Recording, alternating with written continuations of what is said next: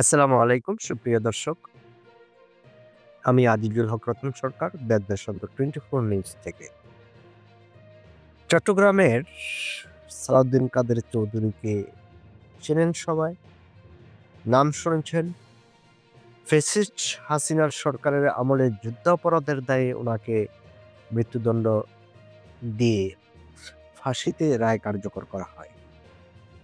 সেই নিয়েই উনার ছেলে হুম্মাম কাদের চৌধুরী ধানমন্ডির বাসায় আজ এক সংবাদ সম্মেলন করে বলেছেন, বিচারিক হত্যার শিকার হয়েছেন সালাউদ্দিন কাদের চৌধুরী, হুম্মাম কাদের। ক্ষমতা চিরস্থায়ী করতে বিচারিক হত্যার শিকার হয়েছেন সালাউদ্দিন কাদের চৌধুরী। শেখ হাসিনার লক্ষ্য ছিল রাজনৈতিক প্রতিপক্ষকে রাস্তা থেকে সরিয়ে দেওয়া। বৃহস্পতিবার 14 আগস্ট ধানমন্ডির নিজ বাসভবনে সংবাদ সম্মেলনে এমন দাবি করেন তার ছেলে হুম্মাম কাদের চৌধুরী।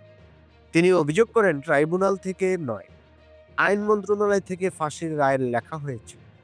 বিদেশ থেকে মামলার সাক্ষীরা যাতে দেশে আসতে না পারে সেজন্য দূতাবাসের কর্মকর্তাদের ভিসা দিতে নিষেধ করা হয়েছিল।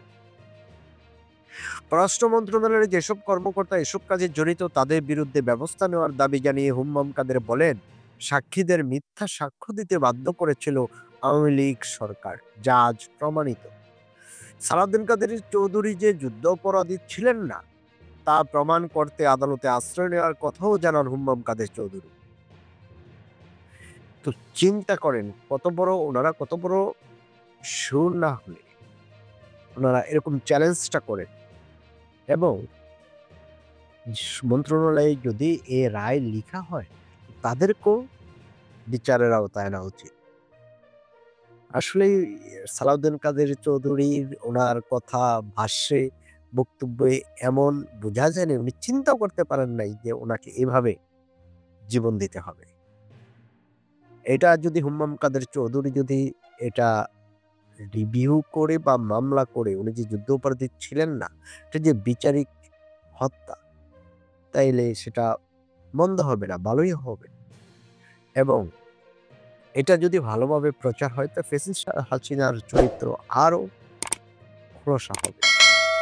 শুধু যে উনি প্রশাসনের লোক দিয়ে, ওনার ভাড়াটে লোক দিয়ে, ওনার ছাত্রলীগ যুবলোক দিয়েই মানুষের প্রাণ নিয়েছেন, প্রাণ হরণ করেছেন তা নয়।